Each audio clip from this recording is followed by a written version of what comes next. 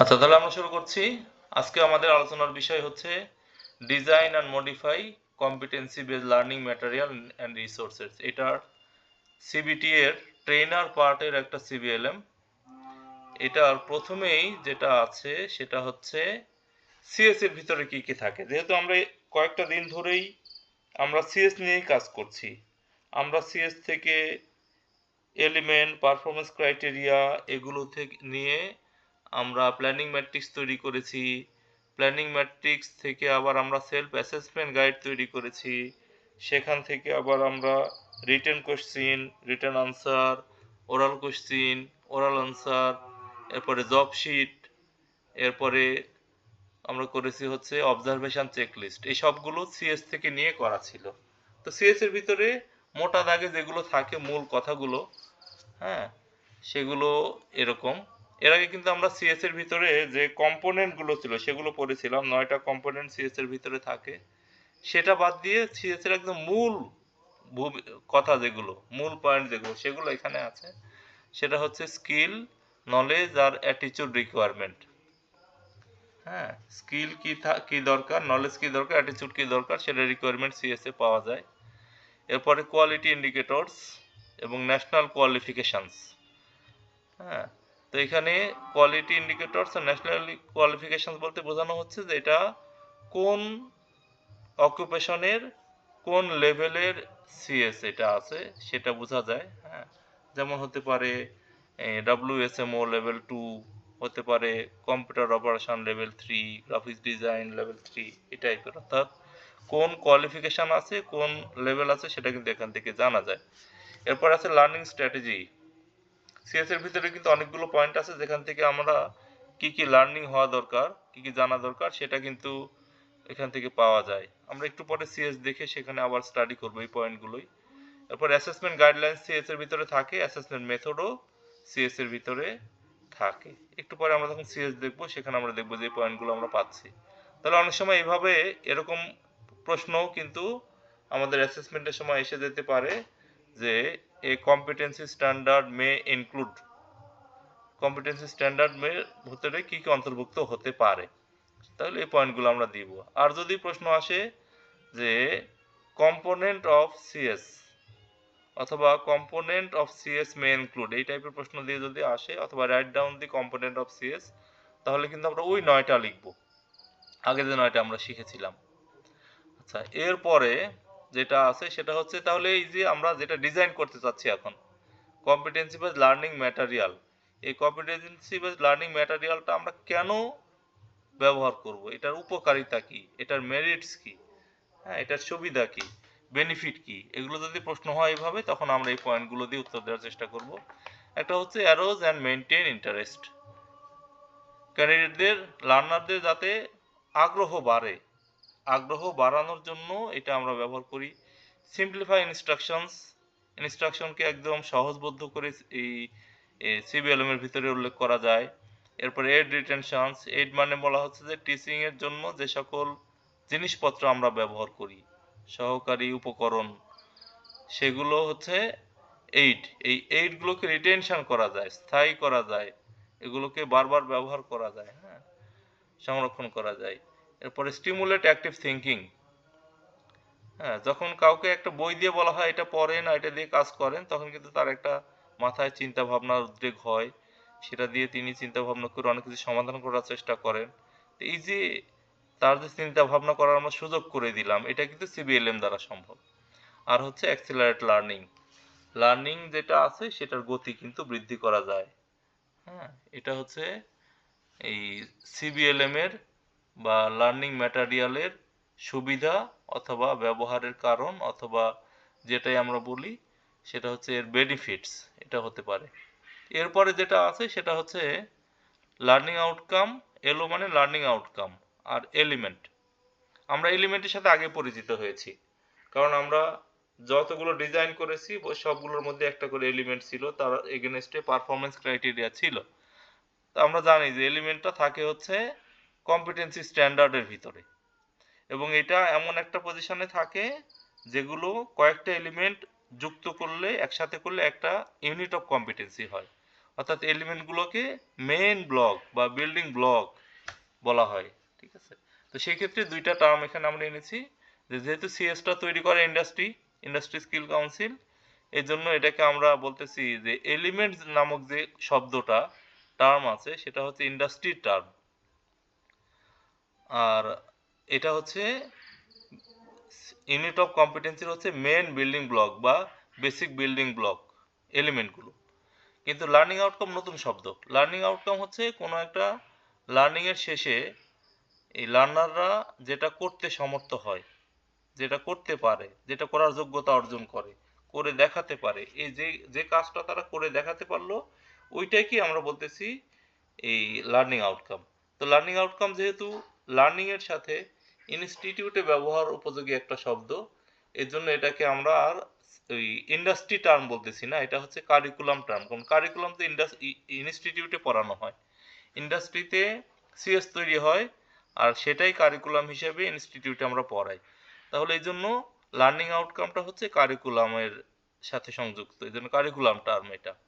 Are learning outcome লেখার সময় সবসময় আমরা যেভাবে এই ইয়াতে লিখেছি, বিশেষ করে সেলফ অ্যাসেসমেন্ট গাইডে এবং জব শিটে যেভাবে আমরা লিখেছি, যে একদম মূল কাজের যে কথাটা, যে কাজ দিয়ে কোনো কিছু করা বোঝায়, অ্যাকশন বোঝায়, সেই সেই ওয়ার্ডটা দিয়ে আমরা যে শুরু করেছি, যেমন ইউজ, এরপরে কালেক্ট, এরপরে কাট, অপারেট, এই টাইপের শব্দ দিয়ে যে আমরা শুরু করেছি, এই টাইপের শব্দগুলোকে অ্যাকশন ভার্ব বলে।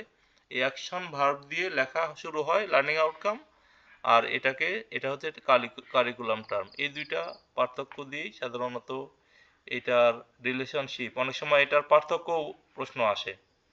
তাহলে লার্নিং আউটকাম এর এলিমেন্টের মধ্যে সম্পর্ক বলুক, রিলেশনশিপ বলুক, অথবা ডিফারেন্স বলুক, উত্তর কিন্তু এইটাই। আচ্ছা, এরপরে আছে হচ্ছে অ্যাসেসমেন্ট ক্রাইটেরিয়া। এর আগে আমরা পড়েছি পারফরমেন্স ক্রাইটেরিয়া, যেখানে সিএস এর ভিতরে এলিমেন্টের ডান পাশে পারফরমেন্স ক্রাইটেরিয়া ছিল। সেই পারফরমেন্স ক্রাইটেরিয়া বলতে আমরা বোঝাতাম যে যেটা যাচাই করলে বোঝা যাবে যে সে এটা কাজটা পারে, পারফরমেন্স ক্রাইটেরিয়ার সাথে মিলে গেলে আমরা ধরে নিই কাজটা হইল, এবং সেই হলো সে কম্পিটেন্ট। আর অ্যাসেসমেন্ট ক্রাইটেরিয়া হচ্ছে এই যখন আমরা লার্নিং এর ক্ষেত্রেও তো আমরা অ্যাসেসমেন্টের কথা চিন্তা ভাবনা করি প্রোগ্রেস যাচাইয়ের জন্য। অ্যাসেসমেন্ট ক্রাইটেরিয়া হচ্ছে এটা এমন একটা পারফরমেন্সের ব্যাখ্যা দেয় বা বর্ণনা দেয়, যে পারফরমেন্স দেখলে বোঝা যায় যে এই ক্যান্ডিডেটের লার্নিংটা হয়েছে। ভাষাটা যেভাবে লেখা আছে, assessment criteria specify the performance that must be demonstrated by a learner. তাহলে অ্যাসেসমেন্ট ক্রাইটেরিয়া পারফরমেন্সটাকে, তার কাজটাকে স্পেসিফাই করে, কি কি কাজটা, that must be demonstrate by a learner, যেটা লার্নারদের নিজেই ডেমনস্ট্রেট করে দেখাতে হয়, in order to learning outcome to be achieved, যাতে করে বোঝা যায়, অথবা এটা প্রমাণ করার জন্য, দেখানোর জন্য যে তার লার্নিং আউটকাম অ্যাচিভ হয়েছে, অর্থাৎ তার শিখন ফলটা অর্জন হয়েছে, সে শিখেছে এটা বোঝানোর জন্য লার্নাররা যেটা করে দেখাতেই হয়, ওইটাকে আমরা বলছি অ্যাসেসমেন্ট ক্রাইটেরিয়া, অ্যাসেসমেন্টের মানদণ্ড।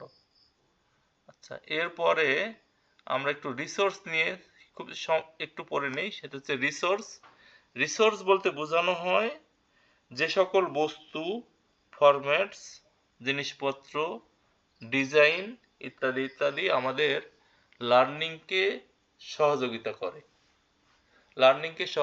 করে, যত কিছু, সব কিছুকে আমরা এক কথায় রিসোর্স বলি। তাহলে সেই ক্ষেত্রে রিসোর্সগুলোকে আমরা দুই ভাগে ভাগ করি। আমরা সাধারণত যন্ত্রপাতি আর কাঁচামাল এই দুইটা শব্দের সাথে খুব পরিচিত, যে যন্ত্রপাতি মানে যেটা বারবার ব্যবহার করা যায়, আর কাঁচামাল মানে যেটা শেষ হয়ে যায়। ঠিক ওইটাকেই জাস্ট একটু শব্দটা এক্সচেঞ্জ করে নেন, যে যেটাকে আমরা যন্ত্রপাতি বলতেছি ওটাকে আমরা বলবো অপারেশনাল রিসোর্স, যে রিসোর্স বারবার ব্যবহার করা যায়। আর কনজিউমেবল রিসোর্স হচ্ছে যে রিসোর্সটা একবার ব্যবহার করার পরে এটা ওয়েস্টেজে পরিণত হয়, যেটা দিয়ে আর নতুন করে আর ব্যবহার উপযোগী থাকে না। যেমন আপনি যে তারটা কেটে ওয়্যারিং করেছেন, এই তারের টুকরা দিয়ে আর তো কোনো কাজে লাগানোর সুযোগ নাই। এটা এই রাবিশ হিসেবে, স্ক্র্যাপ হিসেবে সেল করা যায়, আর কিছু হয় না। যে কাগজে লিখে ফেলেছেন, এই কাগজ দিয়ে পুনরায় তো আর লেখা যায় না। যে কাগজে প্রিন্ট করা হয়ে গেছে, ওই কাগজকে আর প্রিন্ট করা যায় না। যে কালিটা শেষ হয়ে গেল, সে কালি তো আর ফিরে আসতেছে না। যে কলম লিখে কালি শেষ হয়ে গেল, সেই কলম তো আর ব্যবহার করা যায়। তো এই টাইপের রিসোর্সগুলো হচ্ছে কনজামেবল রিসোর্স। আর যে সকল রিসোর্স হচ্ছে বারবার ব্যবহার করা যায়, যেমন আপনার স্ক্রুড্রাইভার, প্লায়ার, মিটারসগুলো, এরপরে কম্পিউটার, ক্যালকুলেটর, এগুলো তো বারবার ইউজ করা যাচ্ছে। এই জন্য এগুলো হচ্ছে অপারেশনাল রিসোর্স। এই দুই ধরনের রিসোর্সই আমাদের লার্নিংয়ের জন্য কাজে লাগে। এই জন্য রিসোর্স সম্পর্কে একটু জানা দরকার। এরপর আমরা একটু জানি যে আমাদের লার্নিংয়ের যে অ্যাক্টিভিটিগুলো আছে, আমরা যদি লার্নিং করাতে চাই, ট্রেনিং করাতে চাই, তাহলে আমাদের কোন কোন মেথড আমরা ব্যবহার করব, কি কি কাজ আমরা তাদেরকে দেব, এগুলো জানার জন্য এই অ্যাক্টিভিটিগুলোর একটা ধারণা আমাদের লাগে। তার প্রথম অ্যাক্টিভিটি হচ্ছে কেস স্টাডিজ। কেস স্টাডিজ হচ্ছে কোনো একটা ঘটনা থেকে শিক্ষা নেওয়া, একটা ঘটনার বর্ণনা দেওয়া, সেই ঘটনা থেকে কি কি শিখার আছে, সেখান থেকে কি কি জানার আছে, এই বিষয়গুলো হচ্ছে কেস স্টাডিজ। ওখান থেকে এই টাইপের শিক্ষা আমরা ছোটকালেও আমরা যখন পড়াশোনা করেছি তখন একটা গল্প দিত, গল্প থেকে পড়াশোনা উত্তর দিতে বলতো। আবার এখন ওই যে দেখবেন যে ইংলিশে যেটা হয় সিন কম্প্রিহেনশন, আনসিন কম্প্রিহেনশন, সে একটা কম্পিটিশন দেয়, সেখান থেকে কিছু শিখার যেটা আবার প্রশ্ন দেয়। এই টাইপের যে বিষয়গুলো সেগুলো কেস স্টাডিজ টাইপের পদ্ধতি। এরপর আছে চার্টস এবং ডায়াগ্রামস। চার্ট, যদি কোনো একটা চার্ট থাকে, যেরকম আমরা এই যারা রেফ্রিজারেশন পড়েছেন তারা সাইক্রোমেট্রিক চার্ট পড়েন। এরপরে এটা যারা টেম্পারেচার নিয়ে কাজ করেন, টেম্পারেচার চার্ট থাকতে পারে। যারা ইলেকট্রিক্যালে কাজ করেন তাদের এসডব্লিউজি চার্ট, অর্থাৎ ওয়্যার গেজের চার্ট যেটা, সেটা থাকে। এগুলো থেকে শেখা যায়। বিভিন্ন ডায়াগ্রাম দিয়ে তো আমরা শিখি। হ্যাঁ, এরপরে চেকলিস্ট থেকে আমরা এই যে যে চেকলিস্টগুলো তৈরি করেছি, ওইখান থেকেও কিন্তু অনেক কিছু শিক্ষার আছে। এরকম অনেক চেকলিস্ট হতে পারে। হ্যাঁ, ইনস্ট্রাকশনাল গেমস এবং সিমুলেশনস। দেখবেন যে এখন ড্রাইভিং অকুপেশনে যেখানে এই ইয়া আছে, দেশ বিদেশ প্রকল্প আছে, একটা করে সিমুলেটর দেওয়া আছে। যে এই গাড়িটা চলে না, কিন্তু গাড়িতে চললে গাড়ির মতোই সবকিছু যন্ত্রপাতি লাগানো আছে, গিয়ার আছে, এক্সিলারেটর আছে, স্টিয়ারিং আছে, হ্যাঁ সবগুলো আছে। ওখান থেকে ওইভাবে চালানো যায়। গাড়ি চলে না, কিন্তু মনে হচ্ছে যে চলছে। একটা এই ইয়া আসে, ভিডিওতে একটা গাড়ি দেখা যায়, সেই গাড়ি আমি যেভাবে চালাচ্ছি সেটা এইভাবে চলছে। তাহলে এইভাবে সিমুলেটর দিয়ে, এমুলেটর দিয়ে, গেমস দিয়েও কিন্তু শেখানো যায়। মাইন্ড ম্যাপ এটা দিয়ে শেখানো যায়, মডেলস দিয়ে শেখানো যায়, পিকচার, অর্থাৎ এই বিষয়গুলো দিয়ে।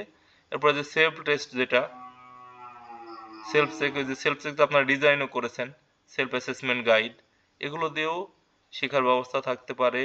কুইজ দিয়ে শেখা যায় এবং রিটেন টেস্ট এটা দিয়েও শেখা যায় এবং শেখানো যায়, যাচাই করা যায়। মূল কথা হচ্ছে এগুলো। অর্থাৎ আমাদের ট্রেনিং ডেলিভারির ক্ষেত্রে এই বিষয়গুলো কখনো কখনো শেখানোর জন্য লাগবে, কখনো কখনো এগুলো দিয়ে যাচাই বাছাই করার কাজেও আমাদের এগুলো কাজে লাগতে পারে।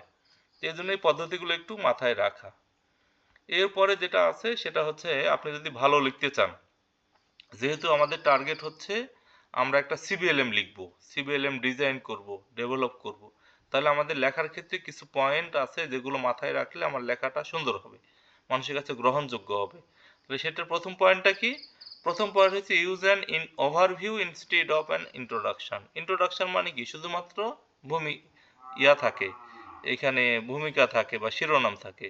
আর ওভারভিউ মানে তার ভিতরে একটা সংক্ষিপ্ত বর্ণনা থাকে। আপনারা সিএস এর ভিতরে যেটা দেখেছেন, এক জায়গা থাকে ইউনিট ডেসক্রিপ্টর। ইউনিট ডেসক্রিপ্টরের ভিতরে কিন্তু পুরো ইউনিটের ভিতরে কি টাইপের কাজ আছে, কোথায় কাজে লাগবে, এগুলো কিন্তু উল্লেখ করা থাকে।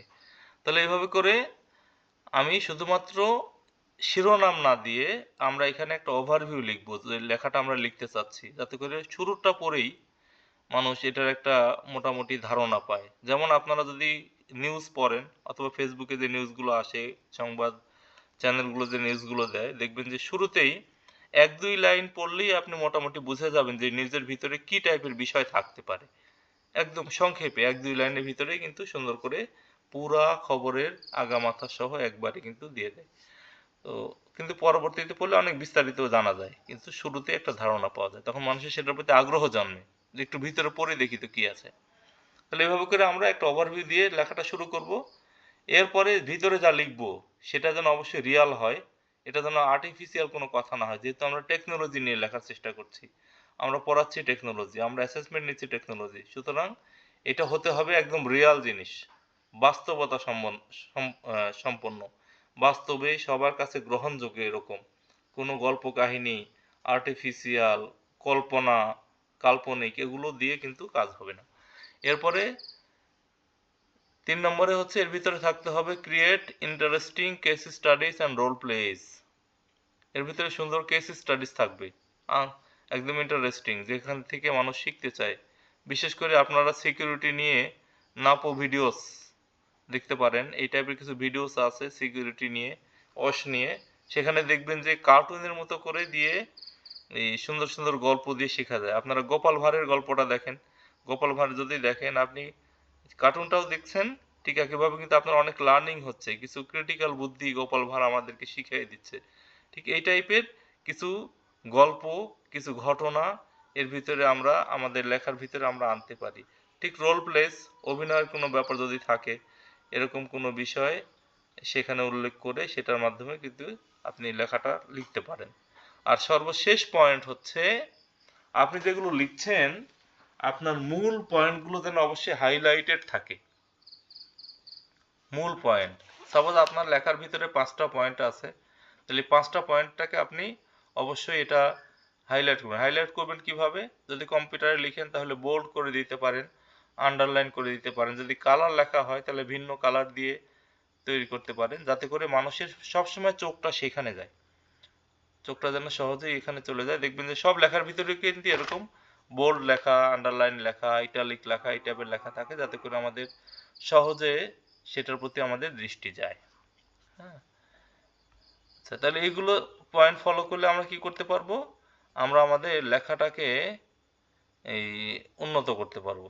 এবার আসেন, আমরা যে সিবিএলএমটা বানাতে চাচ্ছি, রেডি করতে চাচ্ছি, সেটার ভিতরে 5টা মূল পার্টস থাকে। এটা একটা রিটেন কোশ্চেন হিসেবে কিন্তু আসে যে সিবিএলএম এর পার্টস গুলো কি কি, অথবা write down the parts of CBLM, অথবা how many parts are there in a CBLM, এই টাইপের প্রশ্ন থাকতে পারে।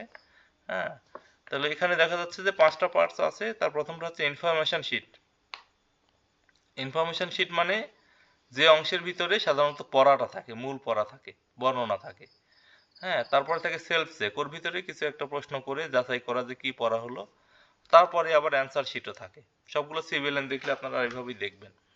এরপরে থাকে হচ্ছে একটা জব শিট, যে কাজ, এর মধ্যে যদি কোনো কাজ থাকে সেই কাজটাকে করার জন্য একটা ধারাবাহিক বর্ণনা থাকে, তাকে জব শিট। আপনারা ডিজাইন করেছেন অ্যাসেসমেন্ট অংশেও, এই ট্রেনিং অংশেও সেম একই, ওইভাবে জব শিট তৈরি করতে হবে। আর থাকে হচ্ছে একটা স্পেসিফিকেশন শিট, জব শিট থাকলে অবশ্যই স্পেসিফিকেশন শিটও তার সাথেই থাকবে, এই দুইটা জোড়া। তাহলে এইভাবে করে এই 5টা পয়েন্ট, মূলত ঘুরে ফিরে এর মধ্যে পয়েন্ট কিন্তু দুইটা, একটা হচ্ছে একটা ইনফরমেশন শিট, একটা হচ্ছে এই জব শিট আর স্পেসিফিকেশন শিট মিলে একটা, অর্থাৎ একটা কিছু শিখালেন আর একটা কাজ দিলেন, একটা থিওরিক্যাল অংশ, একটা হচ্ছে প্র্যাকটিক্যাল অংশ। থিওরিক্যাল অংশের ভিতরে আছে ইনফরমেশন শিট, সেটা যাচাই করার জন্য চেক আর অ্যান্সার, আর প্র্যাকটিক্যাল অংশের ভিতরে আছে জব শিট আর সেটার জন্য ইনস্ট্রাকশনের জন্য এই স্পেসিফিকেশন শিট। এই হচ্ছে দুইটা অংশ, কিন্তু একদম খুলে বললে মূলত 3টা পার্ট, 5টা পার্ট। একটা হচ্ছে information sheet, self check, answer, job sheet, specification sheet, এই 5টা মাথায় রাখতে হবে, মনে রাখতে হবে। আচ্ছা, সর্বশেষ যেটা আছে, আমরা যে নলেজের কথা বলি, এটা কিন্তু এই যে অনেক সময় আমরা অ্যাসেসমেন্টে বসলে এরকম হয় যে অনেকে বলে স্যার ক্যান্ডিডেট তো 30 পেয়েছে, 30-এর মধ্যে 25 পেয়েছে, 24 পেয়েছে, 22 পেয়েছে, তাও কম্পিটেন্ট কেন দিবেন না? 80% পাইলেই তো কম্পিটেন্ট। তো সেই ক্ষেত্রে এই 3 ধরনের নলেজকে এই বিবেচনা করা হয়। কিছু নলেজ আছে মাস্ট নো, যেটা লাগবেই লাগবে, যেটা না হলে হয় না। হ্যাঁ, ক্রিটিক্যাল অ্যাসপেক্ট অফ নলেজও বলা হয় এটা। হ্যাঁ, আবার কিছু আছে হচ্ছে শুড নো, যেগুলো ইম্পর্টেন্ট আছে কিন্তু অত অত ক্রিটিক্যাল না, হ্যাঁ, লেস ক্রিটিক্যাল। আর কুড নো হচ্ছে এটা জানা যেতে পারে, জানা ভালো, কিন্তু এটা ইয়া না, এসেনশিয়াল না, জরুরি না, দরকার না, অত দরকারই নেই। তাহলে এই 3 টাইপের নলেজ থাকে, এবং অ্যাসেসমেন্টের যে রিটেন কোশ্চিন, এরপরে ওরাল কোশ্চিন, এটার ভিতরে কিন্তু 3 ধরনের প্রশ্নই থাকে। এখন এখান থেকে ক্যান্ডিডেটরা যদি মাস্ট নো এর সবগুলো প্রশ্ন পারে, আর এই টাইপের প্রশ্ন যদি এখানে মাত্র 10টা থাকে, আর সেই ক্ষেত্রে অ্যাসেসর যদি চায় যে তাকে আমি কম্পিটেন্ট ঘোষণা করব, তিনি কিন্তু সেটা করতে পারেন। আর যদি এই সে শুড নো কুড নো এর 20টা প্রশ্ন ছিল, 20টাই পারে, কিন্তু মাস্ট নো এর সে একটাও পারে না, তাহলে সেই ক্যান্ডিডেট কিন্তু 20 পাওয়ার পরও অ্যাসেসর তাকে নট ইয়েট কম্পিটেন্ট ঘোষণা করতে পারেন। ঠিক একইভাবে যদি কেউ 30 পায় কিন্তু যে প্রশ্নটা সে ভুল করেছে, ওই একটা প্রশ্ন এত ইম্পর্টেন্ট যে এটা সবার জন্য জানা দরকার। যেমন উদাহরণস্বরূপ যদি বলা যায় যে কোন একজন ক্যান্ডিডেট ইআইএম পড়ে, অ্যাসেসমেন্ট দিচ্ছে ইআইএম লেভেল 2 বা 3 যেটাই হোক, এখন তাকে একটা প্রশ্ন করা হয়েছে যে বাংলাদেশের বাসাবাড়িতে ভোল্টেজ কত। সে যদি বাসাবাড়ির 220 ভোল্ট লাগে, এটা এসি ভোল্টেজ লাগে, এটা যদি এই ক্যান্ডিডেট বলতে না পারে, তাহলে 30 প্রশ্নের ভিতরে 29টা পারলেও তাকে কম্পিটেন্ট দেওয়া উচিত হবে না, কারণ এটা মাস্ট নো, জানতে হবে। ঠিক আছে? তো এইভাবে করে প্রত্যেকটা সাবজেক্টেই কিছু প্রশ্ন আছে যেগুলো না জানলে তাকে আমরা ওই কাজের যোগ্যই মনে করি না, ওই প্রশ্নগুলো হচ্ছে মাস্ট নো। আর যেগুলো ওটার জন্য ইম্পর্টেন্ট, দরকারে আছে, কিন্তু অত ক্রিটিক্যাল না, সেটা শুড নো। আর যেটা জানলে ভালো, না জানলে সমস্যা নাই, সেটাকে আমরা কুড নো বলি। তাহলে 3 ধরনের নলেজ আমাদের হয়, 3 ধরনের স্কিলও হতে পারে এরকম। ঠিক আছে? তাহলে এইভাবে করে আমরা 3 ধরনের নলেজ আমরা শিখাবো এবং 3 ধরনের নলেজ আমরা যাচাইও করব। সেই আমাদের প্রশ্নের ভিতরেও ওই 3 ধরনের প্রশ্ন কিন্তু থাকা উচিত। একটা কোশ্চেন পেপারের ভিতরে কিন্তু 3 ধরনের প্রশ্ন না থাকলে কোশ্চেন পেপার হয় খুব হার্ড হয়ে যাবে, না হলে খুব ইজি হয়ে যাবে। হ্যাঁ, এই হচ্ছে অবস্থা। তাহলে এইভাবে করে আমরা এই নলেজগুলোকে আমরা আমরা মাথায় রাখবো। হ্যাঁ, এই ছিল মোটামুটি আজকের এই সিবিএলএম এর এই মৌলিক আলোচ্য বিষয়। হ্যাঁ, আপনারা চাইলে এর উপরের থেকে কোনো প্রশ্ন যদি থাকে, বুঝতে অসুবিধা হলে আপনারা প্রশ্ন করতে পারেন।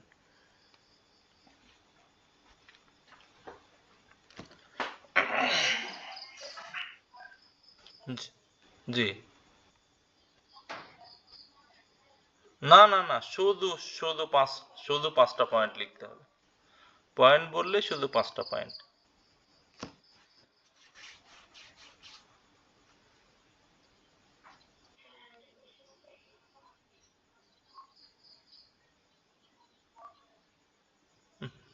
না না না, ব্যাখ্যা সহ কোনো প্রশ্নই আসবে না। হ্যাঁ, বড় প্রশ্ন যেগুলো সবগুলো এরকম পয়েন্ট ভিত্তিক। হ্যাঁ, যদি বলে যে আপনি এই হলো কয়েকটি লার্নিং মেথড বলেন বা অ্যাক্টিভিটিস বলেন, তো তখন আপনি 8টা 10টা ইচ্ছে করে লিখতে পারেন। আবার যদি বলে যে আপনি রিসোর্সের তালিকা করেন, এখান থেকে এসে বললো যে রাইট ডাউন 10 কনজিউমেবল রিসোর্স, আপনি 10টা কাঁচামালের নাম লিখেন। ঠিক আছে? অথবা যদি বলে যে 20টা অপারেশনাল রিসোর্স বলেন, অর্থাৎ যন্ত্রপাতি, টুলস, ইকুইপমেন্ট, এগুলো 20টা নাম লেখেন, তখন তো আপনার বড় প্রশ্ন হবে। বিষয়টা এরকম। কিন্তু একদমই ব্যাখ্যা দিয়ে দিয়ে অনেক বড় প্রশ্ন, এই টাইপের প্রশ্ন হয় না, কারণ অত লেখার জায়গা তো থাকে না প্রশ্ন উত্তরপত্রের ভিতরে, 5-7 লাইনের বেশি জায়গা থাকে না।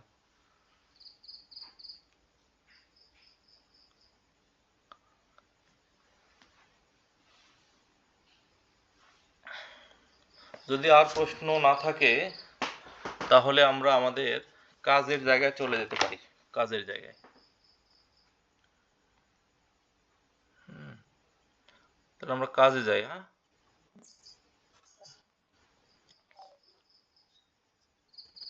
আচ্ছা, প্রেজেন্টেশন, আচ্ছা প্রেজেন্টেশন গুলো সবই মনে হয় একদিন গ্রুপে দিয়ে দিয়েছিলাম সম্ভবত, আমার যতদূর মনে পড়ে। একটু গ্রুপ,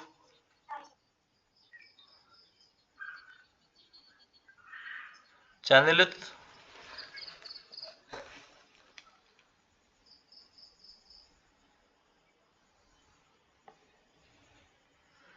না সবগুলো করাও নাই। শোনেন, সবগুলো করাও নাই। ওই 4, 5, 6 এগুলোতে পড়া নাই তেমন, ওগুলো ডিজাইন করাও নাই। হ্যাঁ,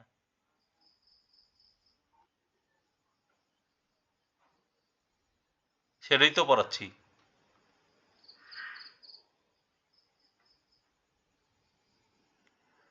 ডিজাইন ডেভেলপ পার্থক্য কি?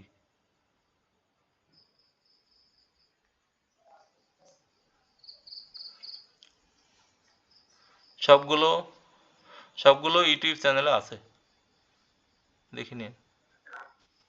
রেকর্ড হচ্ছে। এটা আসলে গ্রুপে শেয়ার করা যায় না, কারণ হচ্ছে অনেক জিবি হয়ে যায় তো। এটাতে আসলে ওই ইয়া হয় না, ওই ইয়া হয়ে যায় শেষ পর্যন্ত, এই গুগল ড্রাইভ হয়ে যায়, সেটারও তো একটা স্টোরেজ লিমিটেশনস থাকে। আর ইউটিউবে দিলে এটা এমবি কমে যায় এবং সেটা সংরক্ষণ সহজ। এই হচ্ছে সুবিধা, এই জন্য ইউটিউবে শেয়ার করে দিয়েছি।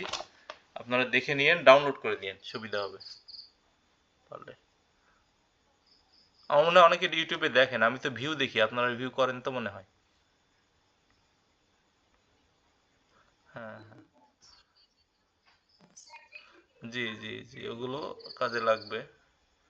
হ্যাঁ, এখন এটা নিয়ে আবার সিবিটিয়ানরা আমার বিরুদ্ধে লেগে যায় কিনা, এটা একটা বিপদ আছে যে আমি ক্লাস ইউটিউবে দিয়ে দিই, সবাই কত টাকা পয়সা নিয়ে পড়ায়।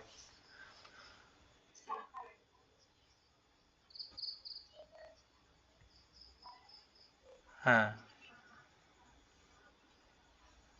হুম হুম হুম।